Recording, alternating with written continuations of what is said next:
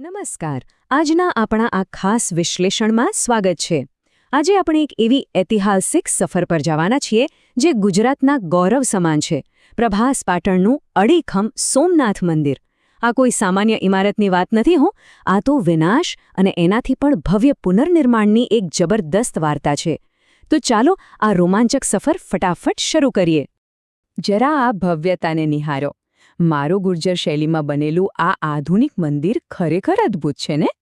આ વિશાળ શિખર અને એની ઝીણવટભરી કોતરણીઓ પ્રાચીન કલાનો એક બેનમૂન નમૂનો છે. પણ હા, આટલા સુંદર અને શાંત દેખાતા આ મંદિરની પાછળ એક અત્યંત રોમાંચક અને સંઘર્ષથી ભરેલો ઇતિહાસ છે. એ જ તો આપણે આજે જાણવાનું છે. તો આજે આપણે કયા કયા મુદ્દાઓ કવર કરવાના છીએ? પહેલું, પૌરાણિક કથા અને તીર્થસ્થાન. બીજું, વિનાશ અને ઐતિહાસિક ઉલ્લેખો. ત્રીજું, આધુનિક સોમનાથનું પુનર્નિર્માણ. અને ચોથું, સોમનાથ અમૃત પર્વ 2026. ચાલો સૌથી પહેલા વિભાગથી શરૂઆત કરીએ. પૌરાણિક કથા અને તીર્થસ્થાન. હવે કોઈ પણ પવિત્ર સ્થળનો ઇતિહાસ સમજવો હોય ને તો એની ભૂગોળ સમજવી બહુ જરૂરી છે. આ સ્થળ સદીઓથી યાત્રાધામ રહ્યું છે અને એનું એક મોટું કારણ છે અહીં આવેલો પવિત્ર ત્રિવેણી સંગમ. જી હા, બરાબર આ જ જગ્યાએ કપિલા, હિરણ અને સરસ્વતી, આ ત્રણ નદીઓનો અદ્ભુત સંગમ થાય છે, જે આ જગ્યાને એક અલગ જ પવિત્રતા આપે છે. આ જગ્યાના નામો પાછળની વાર્તા સાંભળી છે? ખરેખર બહુ રસપ્રદ છે. પૌરાણિક કથા મુજબ ચંદ્રદેવ, જેમને આપણે સોમ પણ કહીએ છીએ, તેઓ એક શ્રાપના કારણે પોતાનું તેજ ગુમાવી બેઠ્યા હતા. તો પોતાનું એ જ તેજ પાછું મેળવવા એમણે અહીં સરસ્વતી નદીમાં સ્નાન કર્યું હતું. આખી કથા સીધી રીતે ચંદ્રની વધતી ઘટતી કળાઓ સાથે જોડાયેલી છે. એના પરથી જ આ નગરને પ્રભાસ નામ મળ્યું, એટલે કે તેજ. અને ભગવાન શિવનું નામ પડ્યું સોમેશ્વર, એટલે કે ચંદ્રના દેવ. અને આ જુઓ, નંબર 1. આ માત્ર કોઈ આંકડું નથી. ભગવાન શિવના અત્યંત પવિત્ર એવા 12 જ્યોતિર્લિંગોમાં સોમનાથને બિલકુલ પ્રથમ સ્થાન આપવામાં આવ્યું છે. આના પરથી જ ખ્યાલ આવી જાય કે હિન્દુ ધર્મમાં આ તીર્થસ્થાનનું મહત્વ અને પવિત્રતા કેટલા વિશાળ છે. એકદમ સર્વોચ્ચ. ખાલી ધાર્મિક જ નહીં, આનું ઐતિહાસિક અને સાહિત્યિક મહત્વ પણ જબરદસ્ત છે. દ્વારકાની જેમ જ સોમનાથ ગુજરાતનું ટોચનું તીર્થસ્થાન છે. વિચારો, મહાભારત, ભાગવત પુરાણ અને છેક કાલિદાસની કવિતાઓમાં પણ પ્રભાસ પાટણનો ઉલ્લેખ છે. મહારાષ્ટ્રમાંથી મળેલા બ્રાહ્મી લિપિના શિલાલેખોમાં પણ આની નોંધ લેવાય છે. ભલે આજે પુરાતત્વ વિભાગને મૂળ પ્રારંભિક મંદિરના કોઈ સીધા અવશેષો ન મળ્યા હોય, પણ ત્યાં પ્રાચીન વસાહત હોવાના પાક્કા પુરાવા ચોક્કસ મળ્યા છે. એટલે કે પથ્થરો કદાચ નાશ પામે, પણ સાંસ્કૃતિક વારસો તો અકબંધ જ રહે છે, ખરો ને? હવે આગળ વધીએ આપણા બીજા વિભાગ તરફ, વિનાશ અને ઐતિહાસિક ઉલ્લેખો. જો આ મંદિરના ઇતિહાસ પર નજર કરીએ તો એના વળાંકો બહુ મોટા રહ્યા છે. એવું મનાય છે કે છેક 997 ઈસવીસન પૂર્વે સોલંકી રાજા મૂળરાજ દ્વારા ચંદ્રદેવના આ મંદિરનું નિર્માણ કે જીર્ણોદ્ધાર થયો હતો.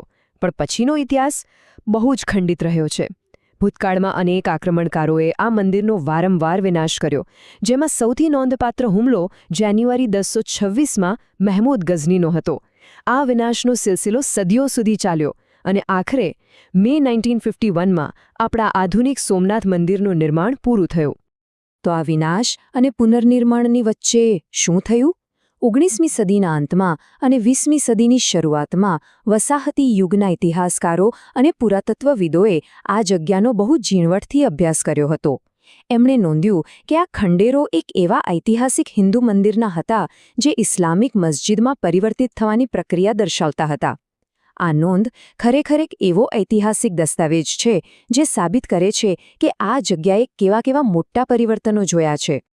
અને આઝાદીના એક નવા જ સૂરજ સાથે શરૂ થાય છે આપણો ત્રીજો વિભાગ, આધુનિક સોમનાથનું પુનર્નિર્માણ. ભારત આઝાદ થયું અને તરત જ આ ઐતિહાસિક સ્થળને એની અસલી ભવ્યતા પાછી અપાવવાનો નિર્ણય લેવાયો. ભારતના પ્રથમ નાયબ વડાપ્રધાન સરદાર વલ્લભભાઈ પટેલના સીધા આદેશથી આ કામ શરૂ થયું.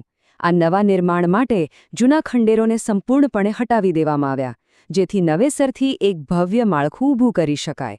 અને પરંપરાગત મારું ગુર્જર સ્થાપત્ય શૈલીમાં ફરી એકવાર સોમનાથ મંદિરનું નિર્માણ થયું, જે ફાઇનલી મે 1951માં પૂરું થયું. સરદાર પટેલનું એ સપનું આજે હકીકતમાં કેટલું અદ્ભુત લાગે છે. અહીં આપણે જોઈ શકીએ છીએ મારું ગુર્જર શૈલીની વિશાળતા અને સ્તંભોની એકદમ બારીક કોતરણી સ્પષ્ટ દેખાય છે. અલગ અલગ એંગલથી મંદિરની આ ડિઝાઇન, એની સમપ્રમાણતા અને દરિયા કિનારે અડીખમ ઊભેલી આ ભવ્ય ઇમારત જાણે કળા અને અતૂટ શ્રદ્ધાનું જીવંત પ્રતીક. આને હવે આવીએ આપણા આજના છેલ્લા વિભાગ પર, સોમનાથ અમૃત પર્વ 2026. 75. આ આંકડો અત્યારે બહુ જ ચર્ચામાં છે અને મહત્વનો પણ છે. શા માટે? કારણ કે સોમનાથ મંદિરમાં હાલમાં સોમનાથ અમૃત પર્વ 2026ની ભવ્ય શરૂઆત થઈ ગઈ છે. આ પર્વ બીજું કંઈ નથી પણ આધુનિક સોમનાથ મંદિરના પુનર્નિર્માણને પૂરા 75 વર્ષ થયા ને એની ઉજવણી કરતો એક બહુ જ મોટો અને ઐતિહાસિક મહોત્સવ છે. આ 5 દિવસીય મહોત્સવ ખરેખર જબરદસ્ત સ્કેલ પર યોજાઈ રહ્યો છે. જો શરૂઆત થઈ મંદિરની યજ્ઞશાળામાં 51 સોમપુરા બ્રાહ્મણો દ્વારા કરવામાં આવેલી પવિત્ર અતિરુદ્ર વિધિઓથી. એના પછી 3 દિવસીય હોમાત્મક મહારુદ્ર યજ્ઞનું આયોજન થયું છે, જેમાં અધધ 1.25 લાખ આહુતિઓ અર્પણ કરવામાં આવશે. અને સૌથી ખાસ વાત, આ ઐતિહાસિક પર્વના સમાપનમાં 11 મેના રોજ વડાપ્રધાન નરેન્દ્ર મોદી કુંભાભિષેક વિધિ માટે મંદિરની વિશેષ મુલાકાત લેવાના છે. પણ અહીં સૌથી નોંધવા જેવી વાત એ છે કે આટલા મોટા પાયે થઈ રહેલા આ યજ્ઞનો મૂળ હેતુ શું છે? આ 1.25 લાખ આહુતિઓ એ માત્ર કોઈ ધાર્મિક ઔપચારિકતા નથી. આ આહુતિઓ સંપૂર્ણપણે વિશ્વ શાંતિ અને માનવ કલ્યાણ માટે સમર્પિત છે. એ જ તો દર્શાવે છે કે આ તીર્થસ્થાન માત્ર પોતાના ઇતિહાસ પૂરતું સીમિત નથી, પણ એમાં આખા વિશ્વના ભલાની ભાવના છુપાયેલી છે. આ ઐતિહાસિક સફરના અંતે એક બહુ જ પ્રભાવશાળી વિચાર સાથે આજની વાત પૂરી કરીએ. સોમનાથ તેની પૂરી ભવ્યતા સાથે અડગ રહેશે કારણ કે એકતા અને સહિયારી સાંસ્કૃતિક ચેતનાની ભાવના દરેક ભારતીયના હૃદયમાં જીવંત છે. ખરેખર આ માત્ર પથ્થરની કોઈ ઇમારત નથી, આ તો એક સાંસ્કૃતિક અસ્તિત્વ છે જે વારંવાર તૂટવા છતાં ફરી ફરીને બેઠું થયું છે. તો શું આ માત્ર કોઈ ઇમારતનો ઇતિહાસ છે કે પછી આપણી સંસ્કૃતિની ક્યારેય હાર ન માનવાની અદમ્ય ભાવનાનું જીવંત પ્રતીક? આ એક એવો સવાલ છે જે આપણા સૌ માટે વિચારવા જેવો છે. આજના આ વિશ્લેષણમાં જોડાવા બદલ આપ સૌનો ખૂબ ખૂબ આભાર.